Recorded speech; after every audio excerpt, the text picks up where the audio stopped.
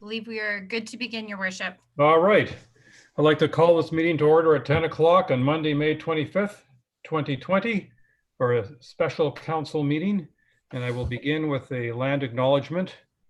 We want to acknowledge that we are on the lands traditionally occupied by Indigenous peoples.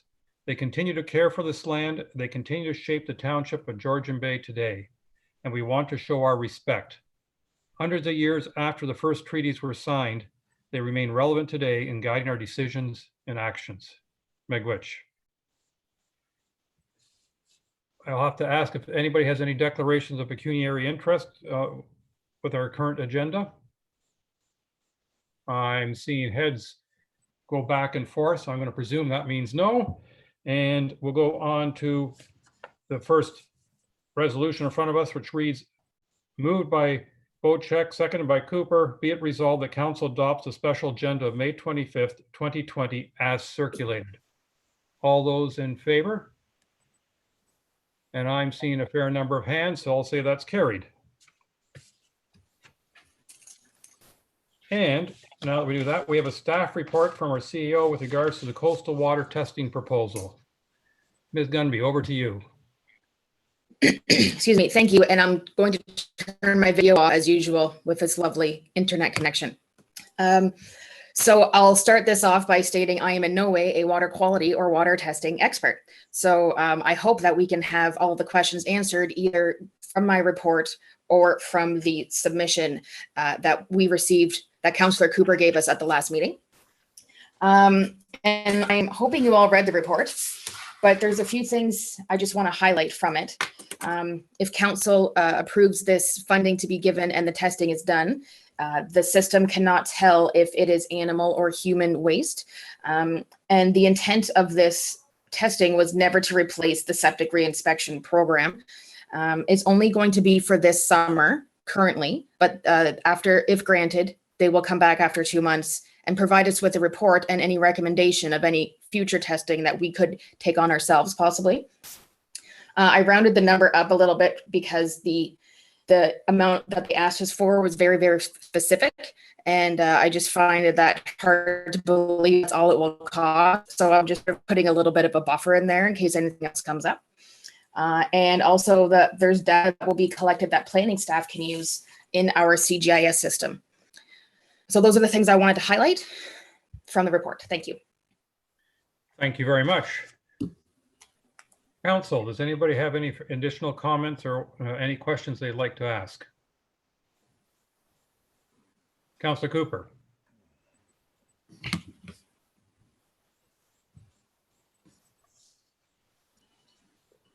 Oh, Sorry. lost you guys. Oh dear. Can you hear me? Yes. Sorry, I don't know what happened to my camera. Here we go. There we are. My tablet fell over.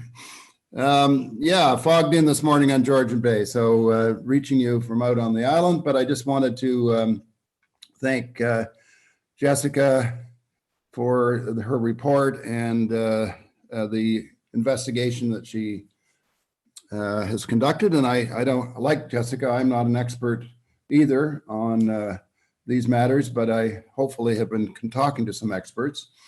And I think this program, if I could, rather than reiterate everything I've said, I think it's important to recognize a couple of things at the moment. And that is that if there was ever a time to do something on coastal Georgian Bay with the current water levels at more than 2 meters higher than they were only 5 or 6 years ago, and we're breaching the highest water levels ever seen on the bay, that this is the time to do that. And I think we also need to acknowledge that in terms of testing on Georgian Bay in particular, over the last many years, there has not really been a lot of testing done other than in Severn Sound, but and some testing in Honey Harbor, but only in sort of central, what I'll call central Honey Harbor, but missing some areas in North Honey Harbor, Church Bay. Nothing really in Cognisheen has been done, Go Home Bay, Wawatasi, and 12 Mile Bay for a number of years. That is a huge area. It's probably just as the crow flies, about 40 kilometers. And I wouldn't want to even guess what the coastline is. It's a massive amount. And I think it's time, because of the current situation, not just with COVID so much, but with the high water mark, that we need to be doing this. And I think it's not a bad time to also show our coastal constituents some ROI on their tax dollars that are being paid. So I think they are deserving of having some testing. I think we've got some information for you this morning that I'm not going to get into, but hopefully Councillor Hazelton will, to talk about some of the testing that was proposed initially. And there's some new suggestions from Dr. Pat Chow-Fraser as to refine this in such a way that it's really quite meaningful. So my final point would be to everybody that if you were to consider having this work done by any organization, especially if it was an environmental firm, we'd be looking at 3 or 4 or 5 times the amount of money we're talking about here. So this is really, I think, incredible value. And I'll also be looking forward to the report at the end of this. So those are my comments, but there is some technical information I hope that Councillor Hazelton will add to this. Thank you. Thank you. Anybody else wish to speak to this matter? Councillor Jarvis. Yeah, I've had information come in from one of my constituents. Peter Cooper was also in receipt of that information, and just some concerns about whether the information that we're gathering is going to be legitimate to what we need, what's going down the road. I know that Peter's just addressed some of that. I'm hoping that Al can address some of the other parts of it. I really like the idea of having information like this as baseline, if nothing else, because as Councillor Cooper has stated, a lot of this hasn't been done before in a lot of areas. I think of 12 Mile, Cognition, Wawatasi, all the way up the shore. And so this would be great baseline stuff to have. And I think in that sense, a great value, considering, again, what Councillor Cooper has said with regards to costs from any other agency. There is the cost component. And in this current state of affairs, I am concerned from that perspective. But I do like the idea of getting this water testing done, and from the standpoint of, as again, Councillor Cooper said, ROI for particularly my constituents. I think it's a great idea. Thank you. Councillor Hazelton, followed by Councillor Bochek. Good morning. I just wanted to highlight a few things here. First of all, it was great that Dr. Pat Chow-Fraser and Mayor Muter were able to have a conference call with Jessica and Victoria mid last week.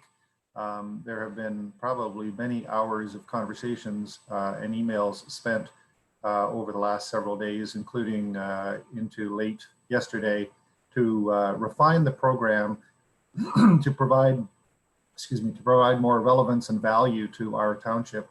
So there's what I'd like to highlight here is that even though we are loosely referring to this as water testing, there are really 2 key elements of this program that is being proposed.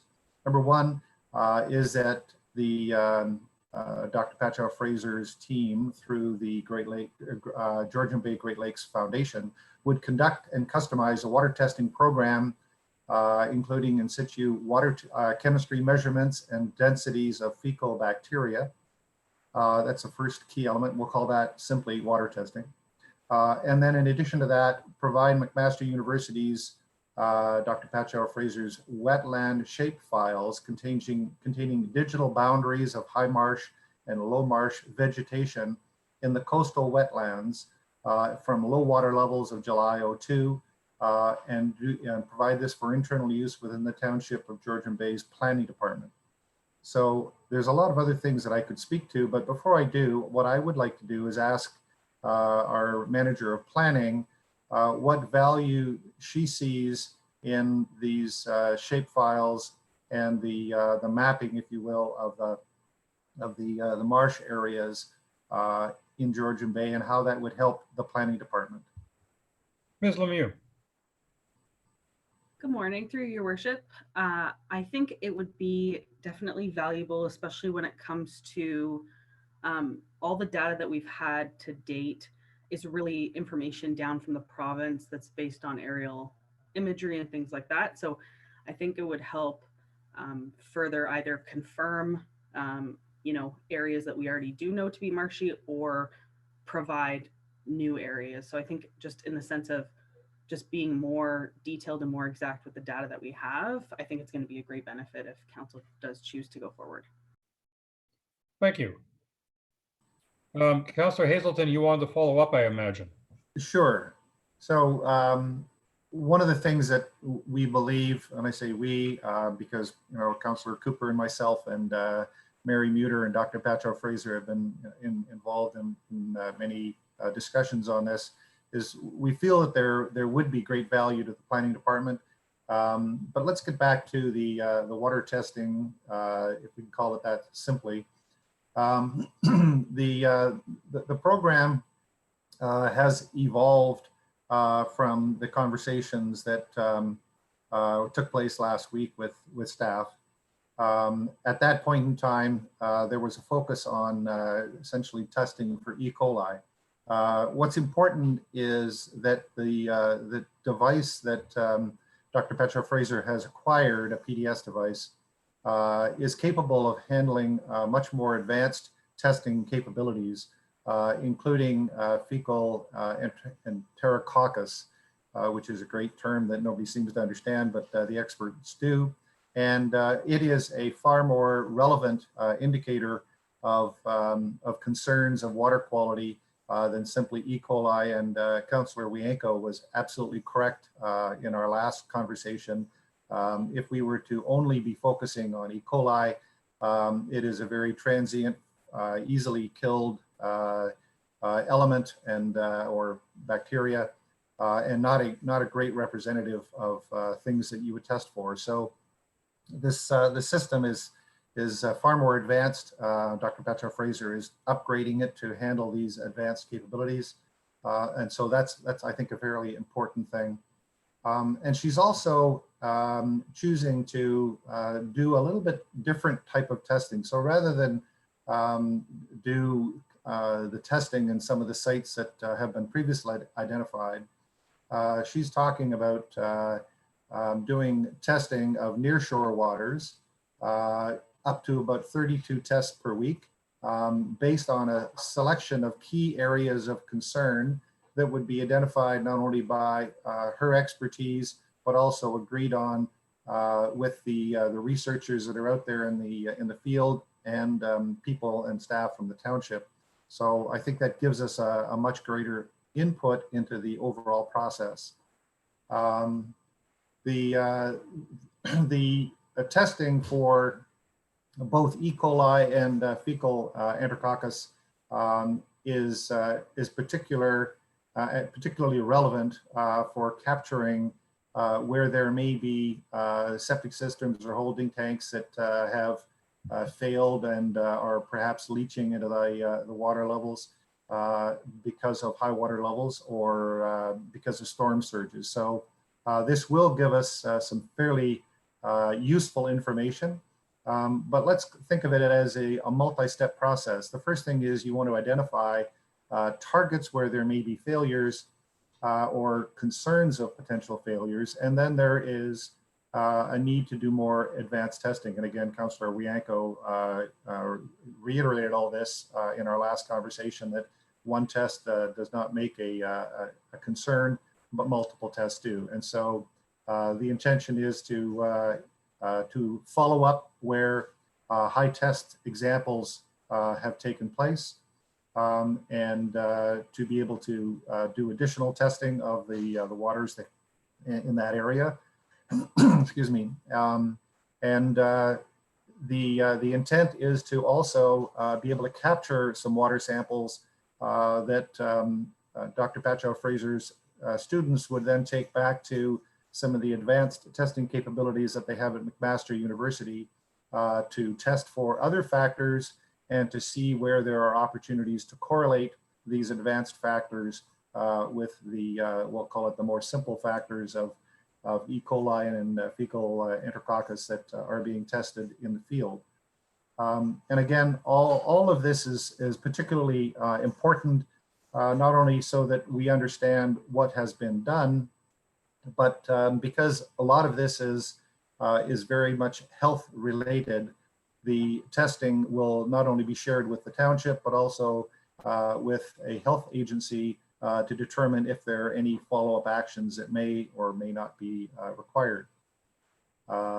So hopefully that's a kind of a broader and deeper understanding of what the program is.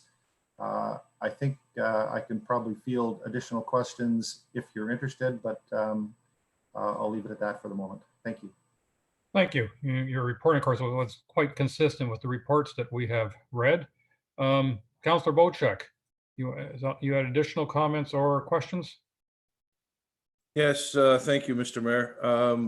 Perhaps if Jessica's still listening, she could chime in on this. One of my main concerns, actually, I have a few different points here, but the first concern is with a non-budgetary item. As everyone knows, we're moving into an era of uncertainty with COVID-19.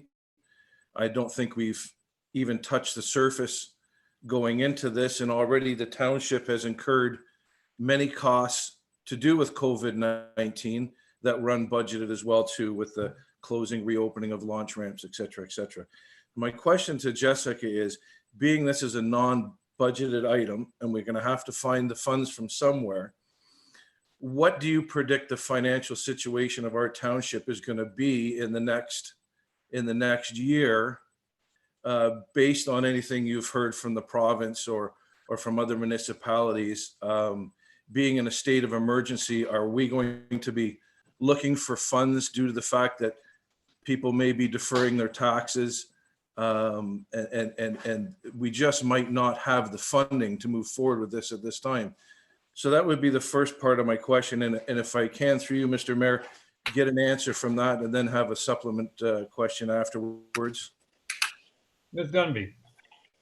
Thank you, Your Worship. That's quite the loaded question that I am not a fortune teller, so I can't say exactly where we will be in a year, but I can say that based on the last meeting we had, we know we're going through with the proposal for that LiDAR mapping, and that was also unbudgeted as well. So we have $10,000 in the council initiatives in the planning budget, and then we would fund the other 15 from working capital reserve, which is where anything unbudgeted that comes to us not during budget gets funded from. I think I need to have a little more research to give you an answer about where I see us in a year financially. That's great. Thank you, Jessica. And I don't know if we have Mr. Fedori, our CBO. I see his name being there, but the second part of my question would be addressed to him. I don't know if we have Dave here or not. He's there. Dave, my question is, and listening to Council Hazelton talking about targeting some systems that may be in danger of flooding or because of the high water, the setbacks, 40 years ago aren't what they quite are today. And we may be able to detect leaching from septic tanks, septic beds, septic systems. My question to you is, if a seasonal resident or cottager doesn't come to his cottage for 2 or 3 weeks, and the testing done, this new testing is done, say in the adjacent waters to their cottage, if it's a targeted area, would there be any affluent or any readings or anything of any value? Or does the septic system have to be being used at the time of testing?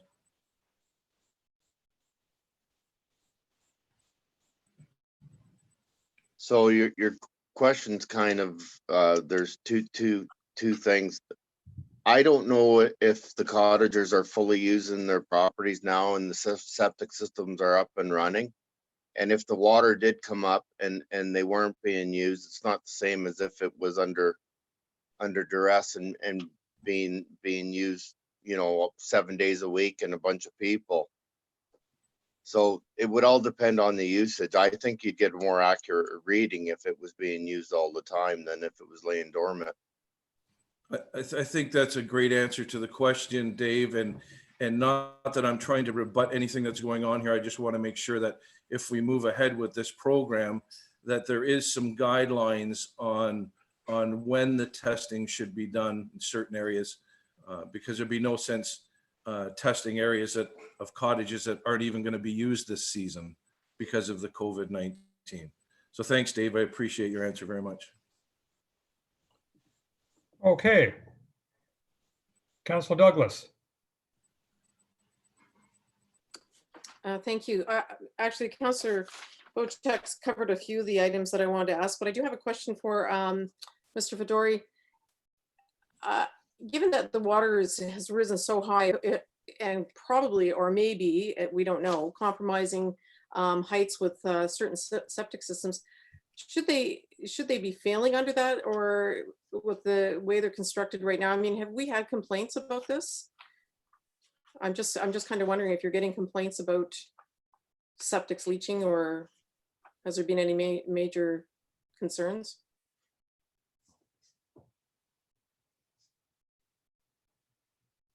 So to date, I've received 2 complaints, none for sewage systems that are under 10,000 liters per day. I've contacted the MOE for the 2 complaints, and they're supposed to be investigating them. And it would all depend. If we received a complaint about a sewage system that is under 10,000 liters a day, it would be site specific. We'd have to determine exactly what's going on when we get out there. It may be as simple as cutting off the pipes and making them use it as a holding tank. I won't know until I get out there. Each and every case will be different. Okay, thank you. And just, may I continue with another question or two? Yeah, thanks. I'm just kind of curious, you know, are they able to distinguish whether this is human waste or if it's coming from animals? Because I think our CAO mentioned that they aren't able to identify that. That question is to Councillor Hazelton, because you brought up that they may be doing extra testing that may clarify that, or is it still an unknown? Councillor Hazelton, can you answer that question? Sure. So the items that are being tested won't be able to definitively indicate if it's a animal or human. However, the extent of additional testing, the extent of additional testing may give us clues. And what we're not trying to do here in this program is necessarily be definitive. For example, this particular property is definitely doing something wrong or has something failing. It is to help us understand patterns and what we'll call targets of requiring further investigation. And so if we look at the initial testing that is being done with the E. coli and fecal enterococcus, you know, if those readings are particularly high, then that warrants additional testing. And if the additional testing, which will include other things such as nutrients and other elements, if those are consistently high, and if they are able to correlate the high readings in those other elements with the initial testing samples, then what we end up with is a system or an environment, a shoreline that is call it a high value target worthy of further investigation. That information could then be handed off to our building department so that they could say, or they could hear what the water testing has shown, and then they could determine whether or not that was a target site that warranted on-site investigation. If I may just continue for 1 second here, I'll just finalize what I had to say. Thank you, Councillor Hazelton. That helps with clarification on that. I just want to say that, you know, anything environmentally is a good thing. I mean, gathering information, it'll help our planning department. It'll help us just get the information that is needed. We have to start somewhere to really start diving into, you know, if we do or don't have problems. The only thing that I have concerns of at this point is our budget. and the times that we're in right now. And although I think it's a great program, maybe we could think about contributing to the process or the funding of this.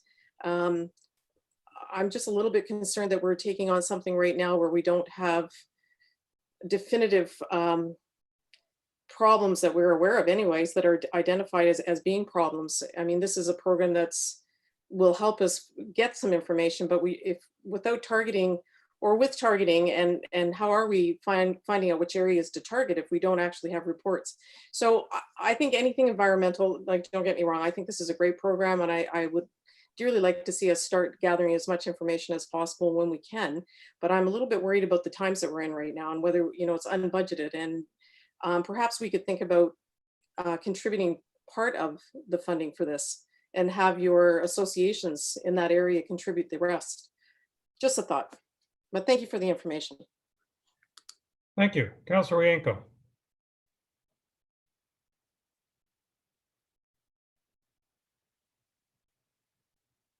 You're still on mute, Councillor Yanko.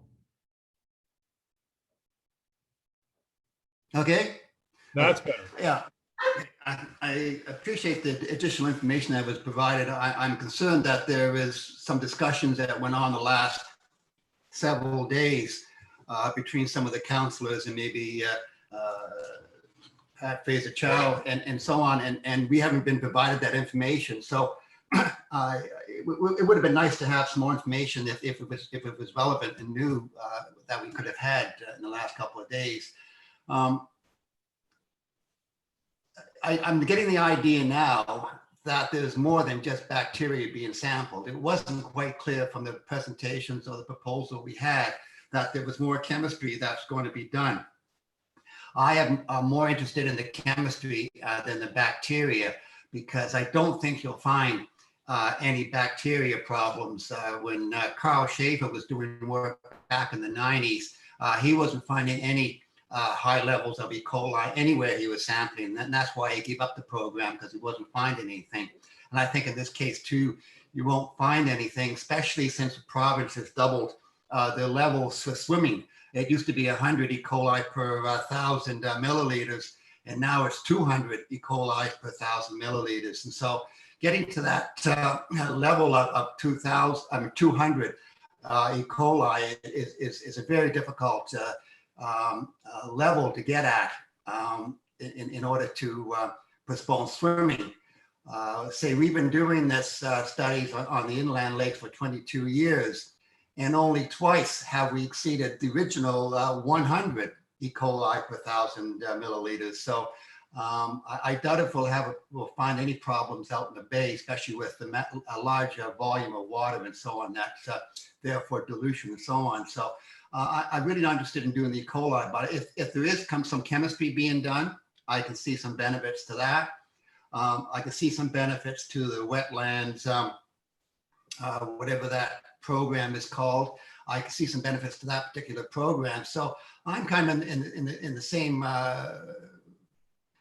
concept that Councillor Douglas has. I have no problem contributing to this program if we can find other sponsors possibly to come up with the rest of the funds. But I think I have no problem helping sponsor this program. But to spend $25,000 at this time under these conditions of the pandemic, I'm quite concerned. Basically, we're doing this particular project because we have equipment available. We haven't identified a problem, which is usually the way science goes. You identify a problem and then you look at options to solve that problem.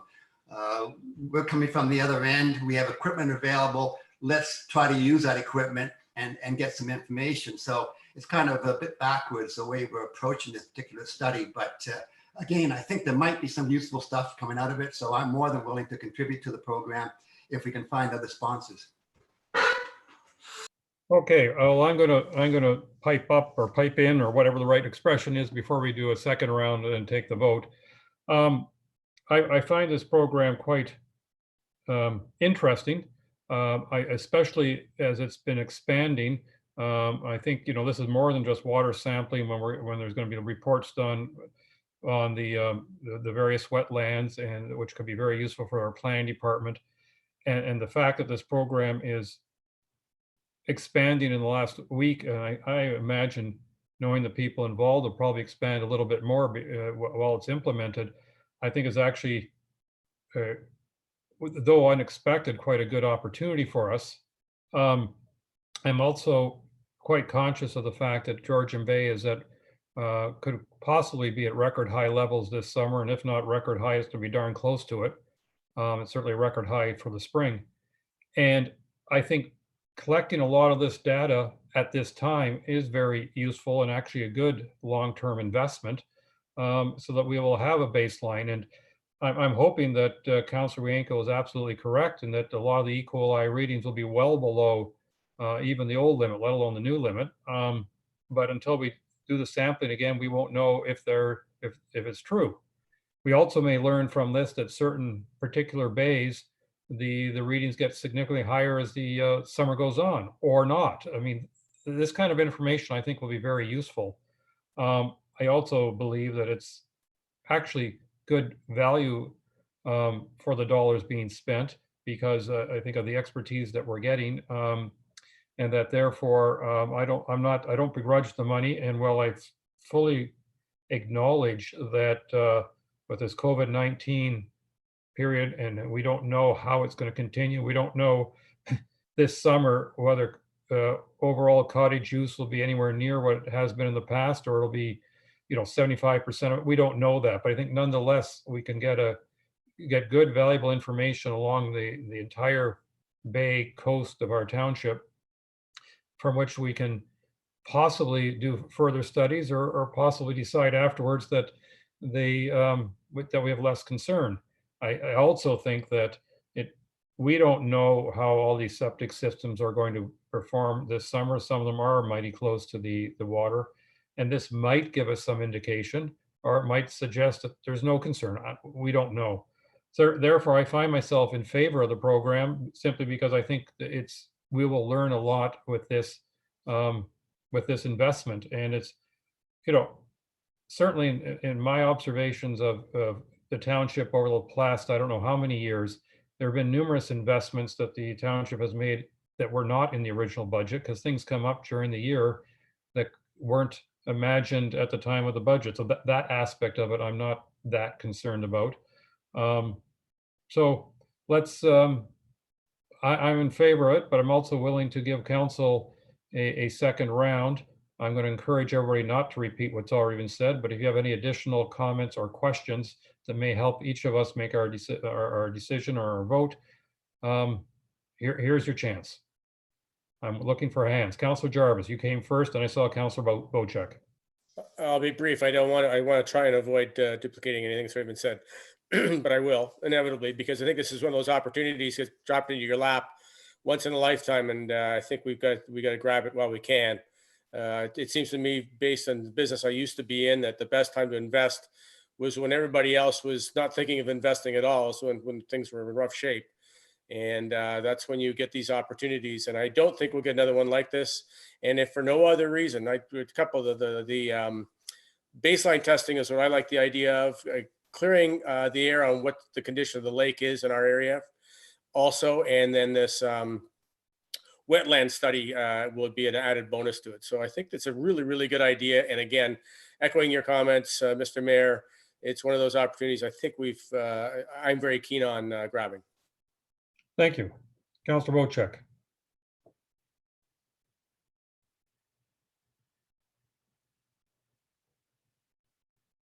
Councillor Bochek? Yep, sorry, just couldn't get my mic going there. Thanks, Mr. Mayor. I did want to ask a little bit of scientific questions, and I'm looking at our panel here, and the only biologist scientist I see sitting there is Mr. Paul Wienko. So perhaps you may have an answer for this, or if not, Peter or Alan, if you have any ideas, you could run them by me as well too.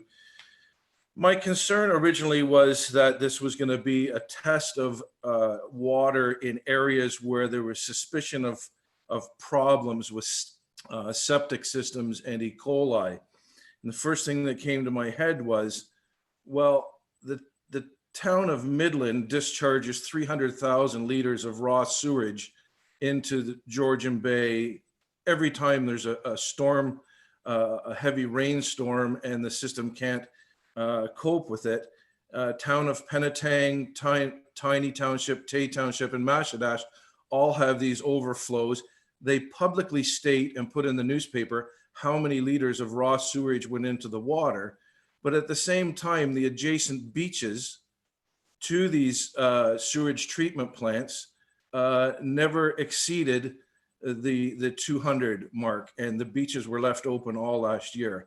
I'm thinking an individual septic bed with a toilet and a sink,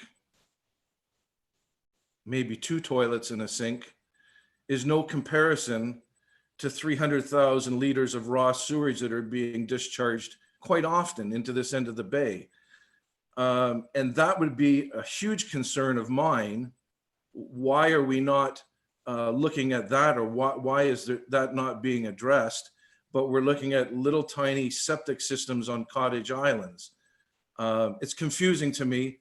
It could be because agencies don't talk to agencies, nobody cares. But when you publicly come out in the newspaper and say, we discharged 300,000 liters of raw sewage into Georgian Bay, it seems a little more important to me than maybe a septic system that has failed or is introducing a small amount of affluent into the system, and with the volume of water and the flushing we have has never been a concern, and maybe is not a concern. So if anybody would like to chime up, I see Al, great, and Paul. Well, you addressed Councillor Ankle first. I'll give him first go at it, and then Councillor Hazelton had his hand up after that. Thank you, Pete. I'll mute myself here. Well, as you know, septic systems are designed to remove pathogens. They're basically designed to remove E. coli so it doesn't get in the water. What they don't do is remove the nutrients, which is the phosphorus that we measure, the total phosphorus we measure out there. So basically, if the system is operating properly, there shouldn't be any pathogens being discharged from septic systems. Now, this idea of if a septic bed itself was underwater, does that mean some of these pathogens can get out from the soil into the water?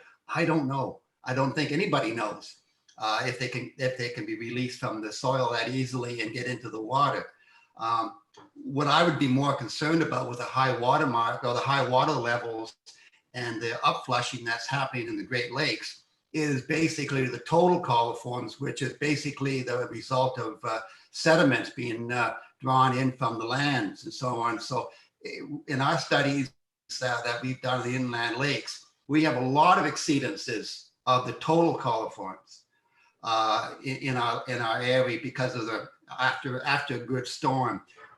I ask our samplers to go out within 24 to 48 hours after major storms to sample for total coliforms, and we do get quite high exceedances, and in some cases above the provincial criteria for swimming. But again, we get very little E. coli. Yes, we do get E. coli, and we report it, but it's very, very low, well below 100, well below 50 in most cases and so on. So it's not an issue. Say, we've only had 2 incidents in the last 22 years that we've actually reported to the township for further investigation. But again, as Dave has said, he hasn't really investigated any of these flooded septic systems right now.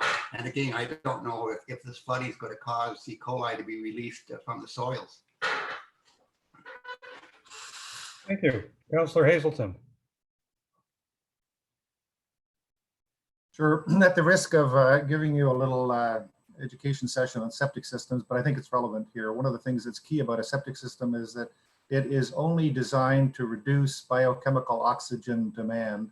It has nothing to do with pathogens. The pathogens are killed as a byproduct of the process of reducing biochemical oxygen demand.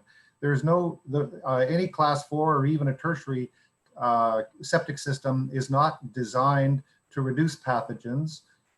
Only the newest technology systems with pathogen reduction will reduce pathogens, and the best number that they come up with is with this advanced treatment, you can reduce pathogens down to 200 fecal coliform CFU in a septic system. So what's really important here is the septic system doesn't reduce pathogens, but they do die in the process of the tile bed and in the process of travel through the ground.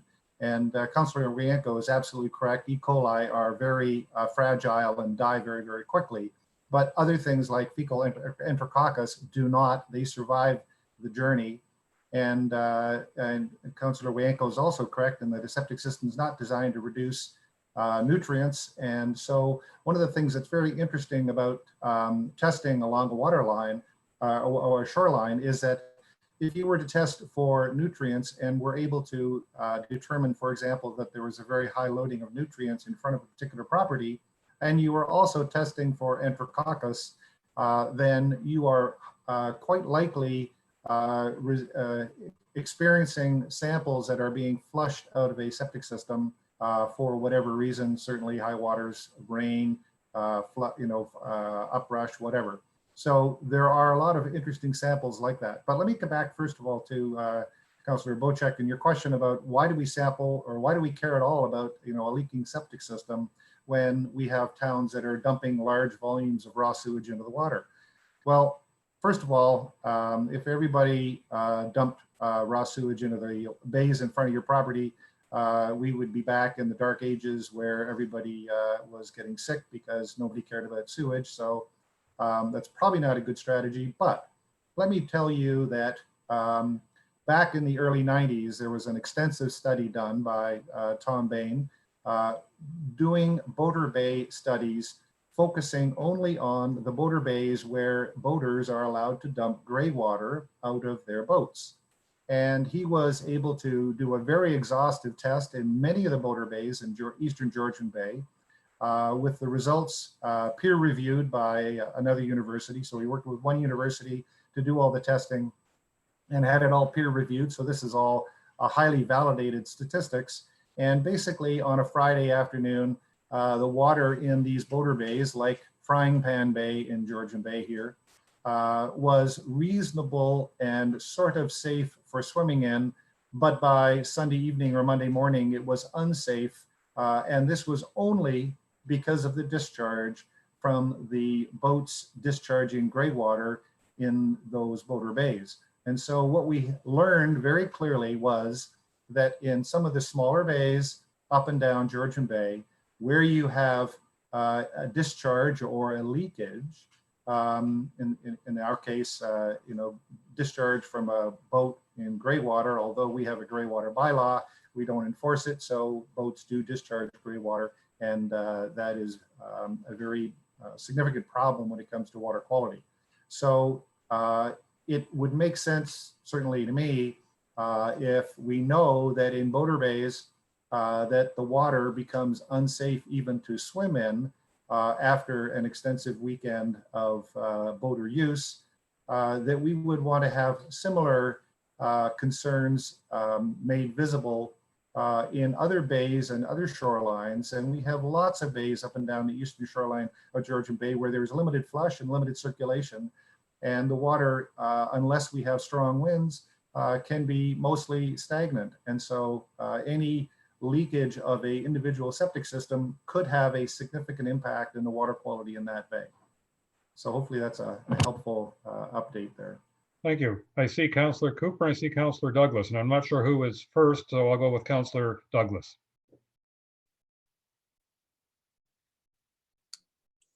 Thank you. Again, I think this is a great program. I think if we are not that concerned about the budget and there's room for it, then I think getting any information on our water quality and that may lead to other actions, should we have findings be really in a direction that we don't want to see, then we need that to enforce other areas. If there's something in the budget for this that can accommodate this, I would support it. But I would also like to ask the question, and this is to Councillor Hazelton and Councillor Cooper. Is there an opportunity, have you spoken with your associations to find out if they'll contribute or in any way to this? Because I do think it's a very good program, and I think any information we get on the environment is important. Thank you. Councillor Cooper.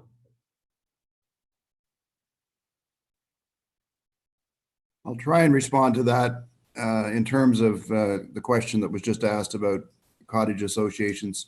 I think we are being offered an opportunity here that's very time barred. It'll be time barred if we do not embrace it. And I don't really think it allows us to have time to approach associations and see what sort of funding we could get. I think we could certainly help in the future. In other words, if we feel that this was a worthwhile program this year, that in other years we would get support from our community, not just from cottage associations, but I would suspect from other individuals who are very interested in making sure that we are vigilant in terms of our water quality. So that's sort of my kind of response on that one. Just not enough time. But I did want to make a couple of comments just about some of the things that Councillor Hazelton was talking about. For example, boater bays. And I want to make it clear that, you know, while there are bays on Georgian Bay that are almost exclusively used by boaters and nobody else because there aren't any cottages there, like in Beausoleil Island, there are many other bays where there are seasonal residents and huge boater populations. There's, you know, up in the Musquash area, there's Longuissa Bay, there's Brown Bay, there's Hockey Stick Bay, all in the same area that are filled with boats every weekend. And some of those also have cottages in the area. I would go on to say there's Good Harbor down at Weber Island where there's a huge number of boats also, and yet there are many cottages in the area. So the boater bays where there's clearly been evidence in the past where there have been problems will be a target for this testing program. Dr. Pat Chow-Fraser and Mary Muter have sort of indicated that we need to be looking at the boater bays as not just the failing septic systems. And I happen to think that would be a very worthwhile endeavor, especially if we did it on Fridays and Mondays. But I also wanted just to comment on, you know, the impression that maybe everything's just fine on the bay when we see what sort of sewage is being dumped in Midland and Penetang, and that is a very unfortunate situation. And however, thankfully, the water tends to get pushed down into that end of the bay and isn't affecting most of our area. It's still a bad situation. And I think there's also a myth that everything's just peachy out on Georgian Bay, and I don't think it necessarily is. In fact, and I don't know whether Councillor Hazel can comment on this, but I do believe that Carl Schaefer did not abandon testing on Georgian Bay just because he didn't find any problems. I happen to know that he found some serious problems in Church Bay in Honey Harbor, right off Picnic Island. And I think both he and Tom Bain did some testing there and found some pretty concerning results. One of the reasons that Carl Schaefer sold on Georgian Bay, he became frustrated by the lack of interest. So I think that is worthy of note. And so I am very much in support of this program, and I think we owe it to ourselves to make sure that we do the work to ensure that we have clean waters on Georgian Bay. Thank you. All right, everybody's commented at least twice on this matter, and I think we've had some very good discussion. The resolution that's in front of me reads, be it resolved that council receive the report regarding the coastal water testing proposal, and that council provide Dr. Pat Chow-Fraser and Georgian Bay Great Lakes Foundation with $25,000 to perform water testing in July and August 2020, with $10,000 being funded from the Planning Council initiatives and the remainder from Working Capital Reserve. All those in favor? I see 1, 2, 3, 4, 5, 6. It's actually carried unanimously. Thank you. Yes, thank you. And I know it's not on the agenda, and I'm going to say this fast enough that Jessica can't pipe up. But Dr. Too late. Too late. I've started already. Dr. Carl Schiefer came up in the conversation numerous times, and at one of the prior council meetings, there was some discussion about having some islands named after him. I did look into that matter, and I found out that an individual, in order to have islands named after them, has to be deceased 5 years now. And apparently they're fairly strict about that. So this is a future project, not an immediate project. And I hope that suffices as a verbal report in the short run. All right.